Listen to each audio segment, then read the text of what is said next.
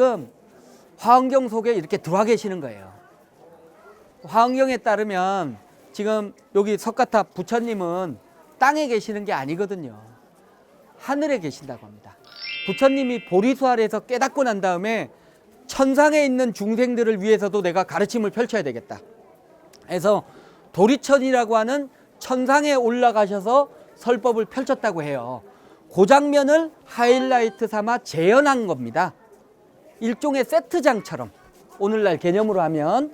그래서 여기는 지금 하늘로 올라가는 여정에 있는 겁니다. 우리가. 그러면 저 밑에가 땅이 되겠죠. 그렇죠? 하늘로 올라오는 겁니다. 그럼 요건 세트장이라고 했으니까 진짜 대웅전은 어디에 있다? 저 위에 있는 겁니다. 자, 그러면 저하고 비행기 타고 한번 가보시죠. 대웅전 갑니다. 비행기 타고 쭉 올라가다 보면 제일 먼저 우리 눈에 띄는 게 뭐죠? 구름. 구름이잖아요. 구름 어떤 색이죠? 흰색이죠. 그래서 대웅전 올라올 때 밑에 백운교가 있는 겁니다. 그래서 저 밑에 계단이 백운교예요. 자, 그리고 두 번째, 부처님이 깨닫고 하늘로 올라왔다고 했잖아요. 부처님 가시고 2500년 동안 깨닫고 산채로 하늘로 올라간 분 이분밖에 없어요. 하늘에서 이걸 축하하기 위해서 꽃비가 내렸다고 합니다. 이것도 재현하게 돼요. 하늘에서 꽃비가 내리는 모습.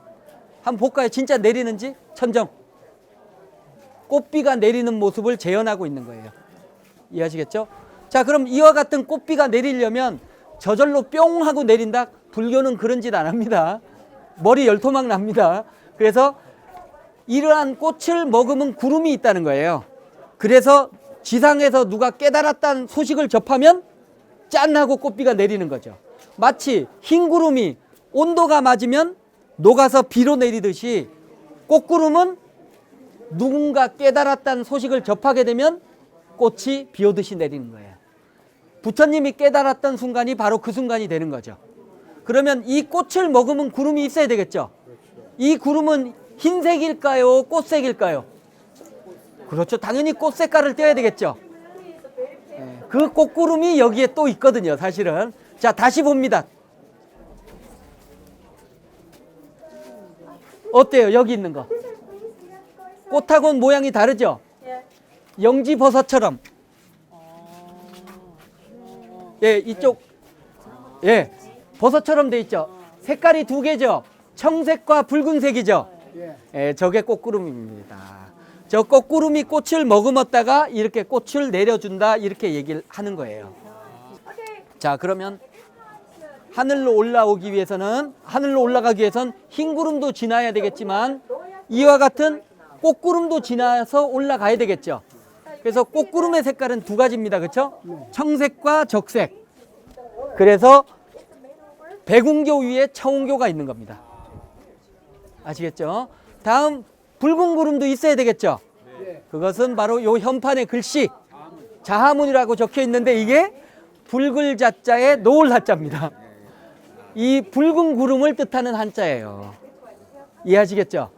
따라서 지금 여러분들이 밟고 계시는 요 자리는 노을 위에 해당하는 겁니다. 노을을 지금 밟고 계시는 거예요. 그래서 이 노을을 지나서 더 올라가야 되는 거죠. 볼까요? 이쪽에 계시고 더 올라가야 되는데 이게 지금 평지인데 사실은 하늘에 평지는 없죠. 계속 올라가고 있는 겁니다. 아시겠죠? 계속 올라가는데 또 하나를 만나요. 저기 동그라미. 여기도 동그라미 있죠? 이게 뭘까요? 하늘에 구름 위에 떠 있는 동그라미.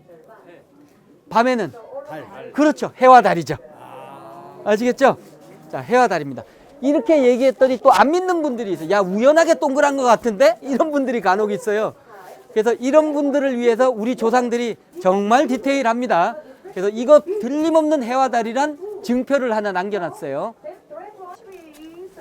이 기둥과 기둥 사이를 이어주는 이러한 직선으로 된 지붕을 받치는 것을 보라고 합니다. 보. 다 직선으로 돼 있죠. 기둥과 기둥 사이에.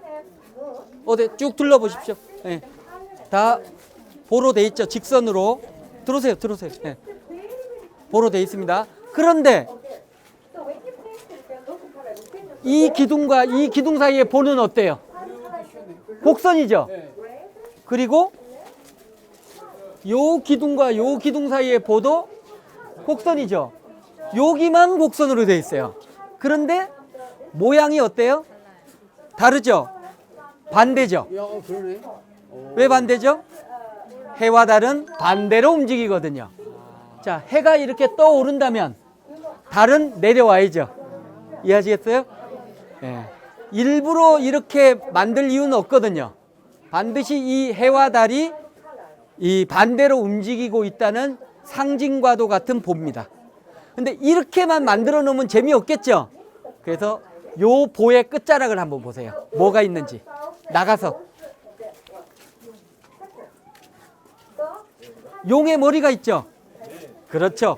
용이 마치 요동치듯 모양을 만들어 놓은 겁니다. 그래서 이건 단순한 보가 아니라 용의 몸통과 같이. 이해하시겠어요? 네. 하나하나를 그냥 만들지 않습니다. 반드시 우리 불국사는 2개 이상의 뜻을 담아내는 거예요. 그냥 보만 만들어내서 해와 달임을 보여주는 것뿐만 아니라 용의 움직임으로 그것을 표현한다는 겁니다. 직선으로 된 데는 용이 없잖아요. 그렇죠? 역동적으로 움직이는 용을 상징화하는 거죠. 자, 그러면 자, 이 해와 달을 지나서 마침내 부처님을 만나는 거죠. 우리 불국사의 대웅전에서는 석가탑이 석가모니 부처님입니다. 주인공이에요. 그래서 저분을 만나게 되는 거예요. 해와 달을 지나서. 그런데 어때요? 여러분들은 지금 그림자가 있죠? 하늘에 해가 떠 있고 여러분들은 여기에 있으니까 해가 뜬 방향에 따라서 그림자가 만들어지겠죠? 맞습니까? 그렇죠. 자, 그럼 부처님은 한번 봅니다. 부처님은 해와 달을 지나서 더 높이 올라가죠. 그러면 해가 여기 있으면 우린 여기 있는데 부처님은 여기 있죠. 그러면 어때요, 여러분들? 이건 그림자가 생겨날 수 없는 구조죠. 애초에 저 석가탑은 그림자를 생겨날 수 없는 구조로 만들어 놓은 겁니다. 이해하시겠어요?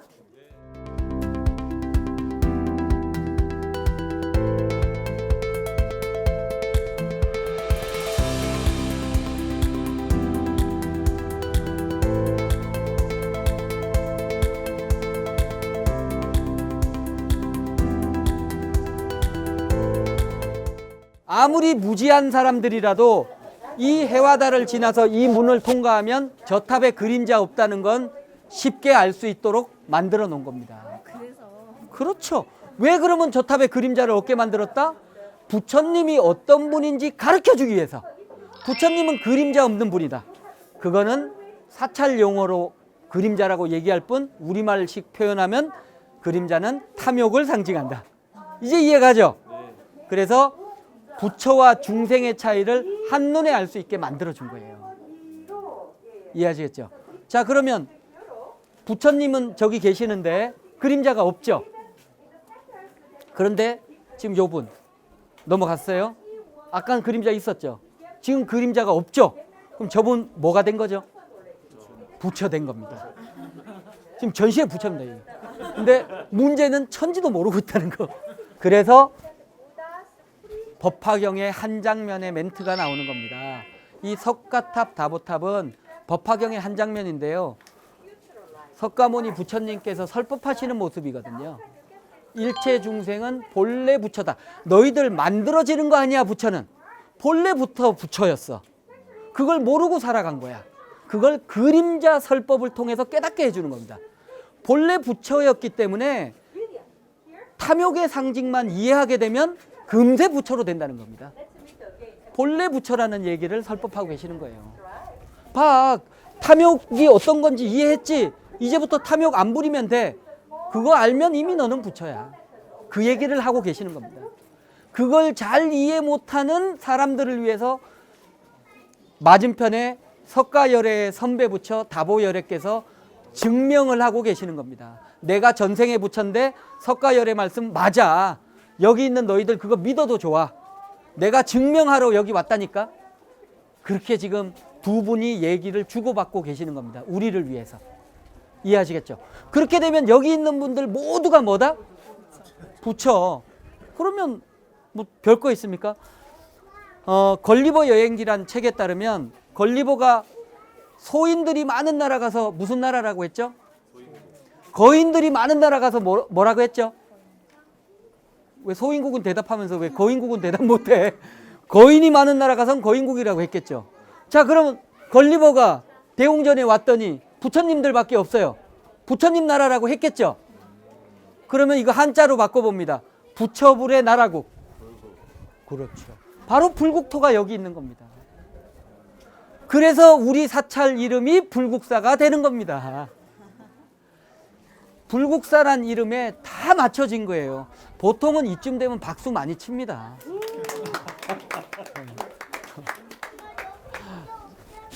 자, 이해하시겠죠? 근데 우리 불국사는 사실은 여러분들이 알고 계시는 이 불국사란 이름이 다가 아니거든요. 원래 이름은 앞에 두 글자가 더 있거든요. 그래서 완전한 불국사의 이름을 가르쳐 드릴게요. 자, 지금 계신 여러분들은 이제 부처되는 방법을 아셨죠? 그러면 요 문을 통과하면 부처가 됩니다. 그렇죠? 부처 됐다고 여기 머리 깎고 출가할 거 아니죠? 아니잖아. 집에 돌아가야지. 엄마 아빠 계시는데. 자, 이제 집에 돌아갑니다. 아, 근데 오늘 해설 들은 거 생각해 봤더니 아, 이건 재밌는 얘기라서 친구한테 좀 전해주고 싶겠죠? 아, 10명한테 전하면 꼭 귀얇은 친구들 있어요. 와봅니다. 자기도 한번 해본다고. 엉겹질의 그 친구도 이 친구 덕분에 부처 되는 겁니다. 바로 이런 분들, 자신의 성불은 잠시 보류하고 친구나 이웃들의 성불을 도와주는 분들, 이분들을 바로 보살이라고 하는 거예요. 그래서 요 길을 보살도라고 하는 겁니다. 네. 그런 분들을 보살. 아름답죠? 자신을 희생해서 남을 도와주니까. 그래서 보살들을 꽃에 비유하는 겁니다. 꽃보살 이런 말 들어보셨죠? 네, 꽃에 비유합니다. 불교에서는. 그래서 따라서 여러분들 한 분 한 분이 불교에서 바라볼 때는 부처님이 바라볼 땐 꽃이 되는 겁니다. 자, 지금은 꽃이 요거밖에 없어요. 그렇죠? 근데 여러분들의 그와 같은 보살행으로 꽃이 자꾸 늘어나겠죠? 마치 다단계처럼. 마침내 온 신라의 국토가 꽃밭으로 뒤덮이겠죠. 그걸 한자로 바꿉니다. 꽃 화자에 장식할 엄자. 그렇죠. 바로 그러한 여러분들의 행동을 화엄행이라고 하는 겁니다. 여러분들의 그 화엄 보살행으로 불국토는 대웅전에서 그치는 것이 아니라 온 신라의 국토가 진정한 불국토로 바뀌겠죠. 따라서 이 사찰을 만든 사람은 대웅전만의 불국토를 꿈꿨던 게 아니죠. 그래서 진정한 불국토는 화엄이 있어야 된다 해서 우리 사찰의 이름은, 본래 이름은 화엄불국사가 되는 겁니다. 이해하시겠죠? 자, 요게 바로 우리 불국사의 전체적인 틀을 제가 말씀드린 겁니다.